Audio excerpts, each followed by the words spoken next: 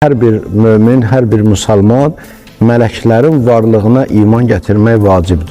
Çünki Quranda dəfələrlə Allah iman məsələsindən danışanda, iman gətirməkdən danışanda Allaha iman gətirmişəm, Peyğəmbərə iman gətirmişəm və onlarla bərabər mələklərə də iman gətirmişəmi şərt bilir möminlərin dili ilə.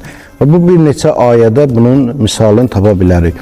Deməli, birinci mələklərlə bizim münasibətimiz odur ki, hər bir möminə, hər bir müsəlmana mələklərin vücuduna, varlığına iman gətirmək imanın şərtlərindəndir. Onların varlığına inanmaq imanın şərtlərindəndir. Bunu hər bir müsəlman bilməlidir, hər bir insan bilməlidir. Bəli, ola bilsin ki, təfsilatından biz bilməyək, mələklərin keyfiyyətini bilməyək, mələklərin sayından xəbərimiz olmasın və sair o xırdalıqlar tələb də olunmur. Amma ən aşağı hədd budur ki, imanın həddi budur ki, hər bir müsəlman Allahın varlığına, təkliyinə iman gətirən kimi, Peyğəmbərlərə Allahın salamı olsun, onlara iman gətirən kimi, Allahın göndərdiyi kitablara iman gətirdiyi kimi, cənnət və cəhənnəmə, yəni qiyamət gününə iman gətirdiyi kimi,